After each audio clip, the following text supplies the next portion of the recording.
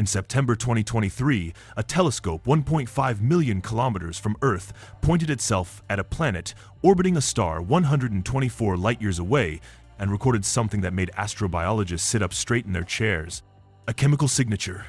Faint, buried in the data, but unmistakably present. The molecule in question is called dimethyl sulfide. On Earth, there's only one significant source that produces it in meaningful quantities: living organisms. Specifically, marine phytoplankton microscopic ocean life, responsible for that distinct smell of the sea. As far as we know, nothing non-biological on Earth makes this molecule in any significant amount. And James Webb had potentially just found a hint of it, drifting in the atmosphere of a distant world. For a few electric weeks, headlines around the planet screamed some version of the same sentence. Astronomers may have found a signature of alien life. And then, slowly, quietly, the story started to change. Follow-up analysis, competing teams, statistical arguments. The signal that had briefly looked like the biggest discovery in the history of science began to blur, weaken, and slip through our fingers. Tonight, we're going to walk through exactly what Webb found, why it mattered so much, and why it might already be gone, not destroyed, not disproven, but caught in that maddening scientific limbo between maybe and not yet. Let's start with the planet itself, because before we can understand the mystery, we need to understand exactly what we were looking at. Its name is K2-18b, and it orbits a small, cool red dwarf star in the constellation Leo. It's what astronomers call a sub-Neptune bigger than Earth, roughly 8.6 times our planet's mass, but smaller than ice giants like Neptune or Uranus.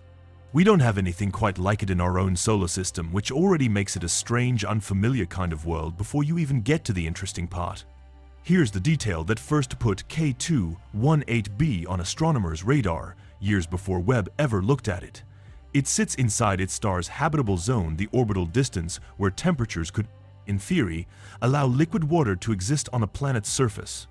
That alone made it worth watching. Thousands of exoplanets have been discovered since the 1990s, but only a small fraction sit in that delicate zone where conditions might permit liquid water at all. But the real excitement began when a research team led by astronomer Niku Madhusudan at the University of Cambridge proposed something more specific, a hypothesis that K2-18b might belong to a theoretical class of planets called Hycean worlds. The name is a blend of hydrogen and ocean, and it describes a hypothetical type of planet with a hydrogen-rich atmosphere sitting above a deep planet-wide liquid water ocean. It's important to pause here and be precise about what kind of claim this actually was. Hycean worlds are, at this point, a theoretical category, a proposed model built from physics and chemistry, not a confirmed type of planet we've directly observed and verified anywhere. But the model is taken seriously because it might explain planets like K2-18b that don't fit neatly into the categories we already understand, like rocky terrestrial planets or gas giants. If K2-18b really is a Hycean world, the implications are staggering. A hydrogen atmosphere is much puffier, much more extended, and much easier for our telescopes to study from light years away than a thin, Earth-like atmosphere would be.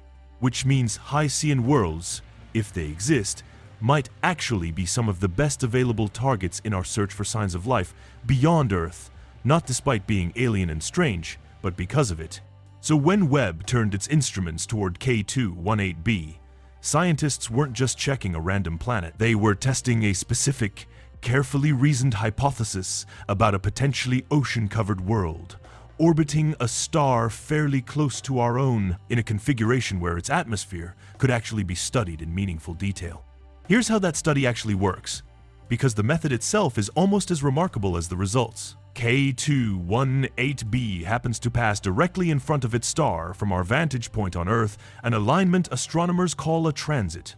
When that happens, a tiny fraction of the starlight passes through the planet's atmosphere on its way to us, rather than being blocked completely. Different molecules in that atmosphere absorb very specific, very precise wavelengths of light as it passes through.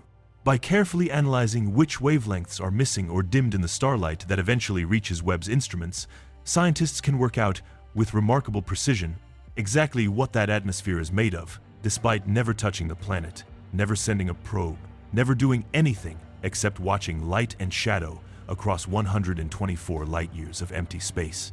In 2023, using this method, Madhusudan's team announced they detected methane and carbon dioxide in K2, 18b's atmosphere, both consistent with the Hycean hypothesis and both exciting in their own right.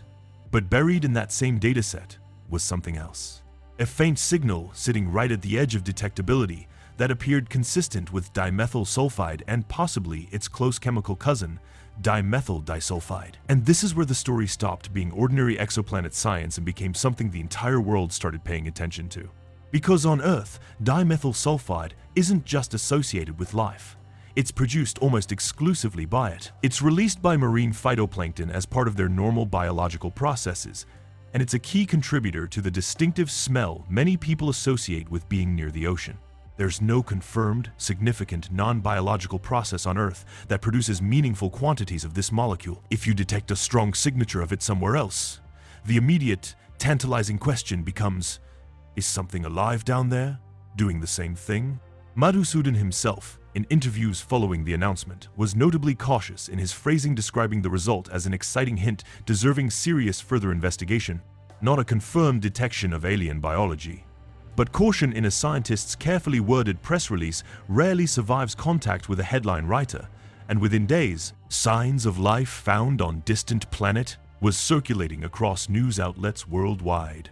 Here's the number that should have tempered that excitement from the very beginning, and it's the single most important detail in this entire story. The statistical confidence of the original detection was around 3 sigma.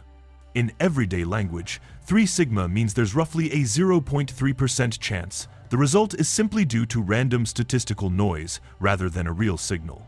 That might sound impressively confident, and for many fields, it would be.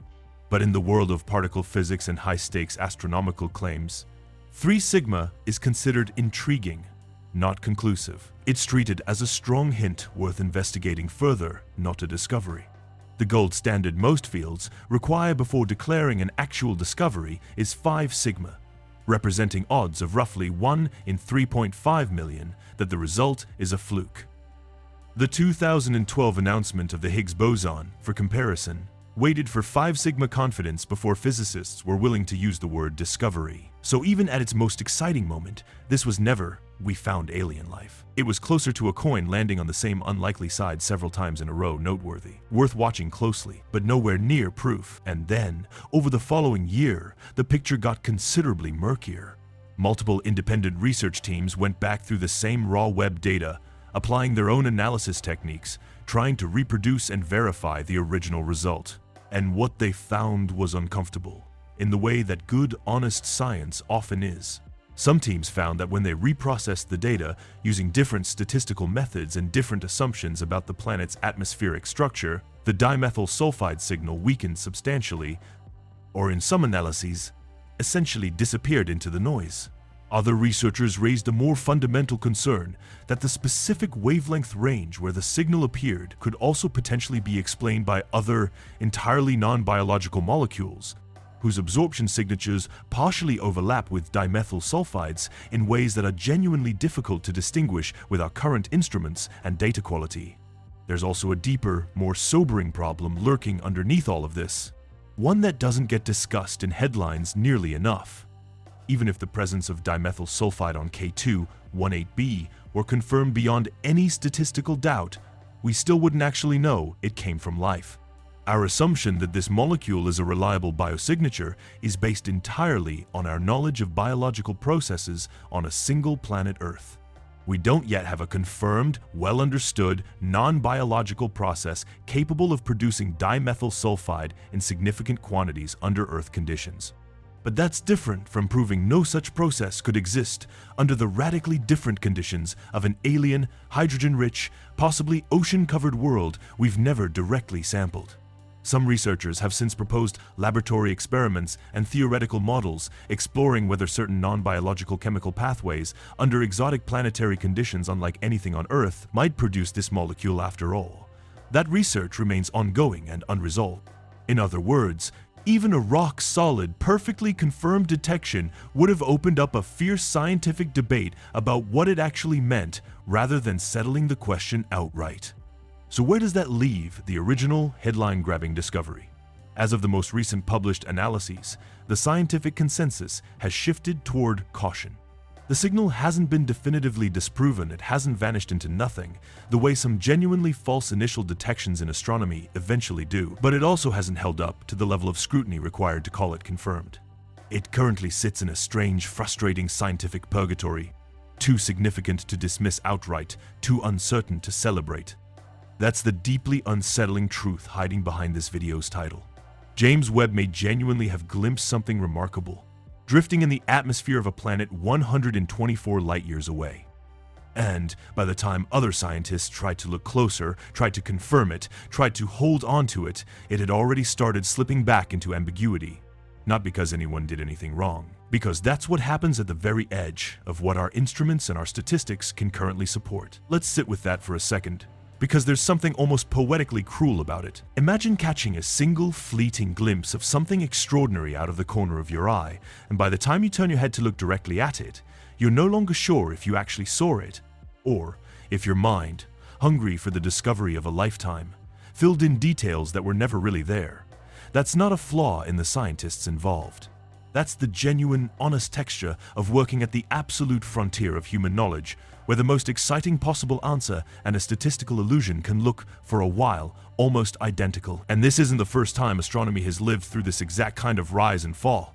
In 2020, an entirely different team announced a possible detection of phosphine gas in the atmosphere of Venus, another molecule associated, on Earth, primarily with biological or industrial processes and notoriously difficult to produce through ordinary geological chemistry. That announcement also triggered a wave of global excitement, followed by fierce scientific pushback, reanalysis, and ultimately a far more uncertain and contested picture than the initial headlines suggested.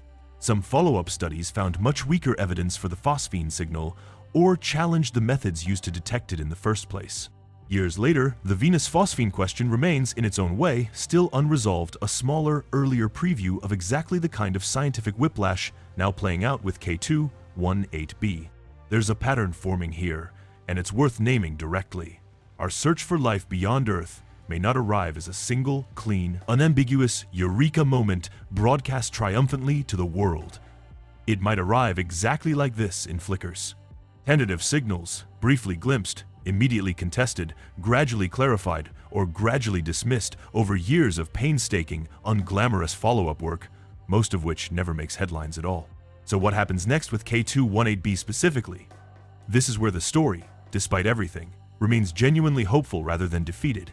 Webb is scheduled to observe K2-18b again, using additional observation time and different instrument modes designed specifically to gather more data at the precise wavelengths where the disputed signal appeared.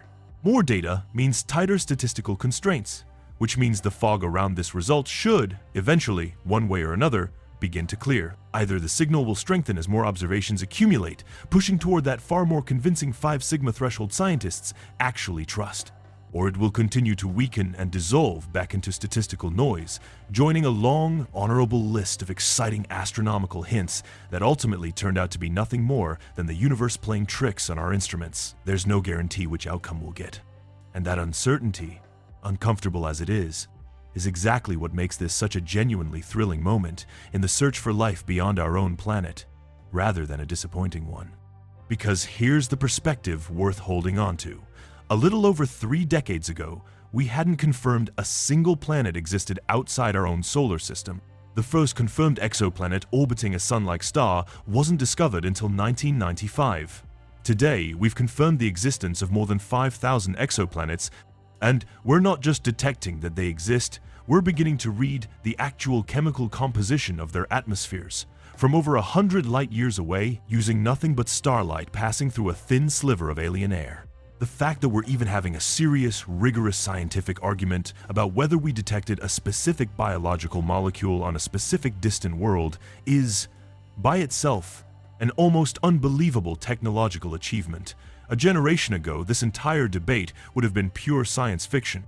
Now, it's a genuine, ongoing controversy in peer-reviewed journals, argued over by careful, skeptical scientists doing exactly what good science demands, refusing to celebrate too early, refusing to let hope outrun evidence, and refusing to let a genuinely exciting possibility become a genuinely false conclusion. So here's the truth we're left with tonight. James Webb may have caught a fleeting signature of something we associate, here on Earth, exclusively with life drifting in the atmosphere of a strange, possibly ocean-covered world, 124 light-years from where you're sitting right now.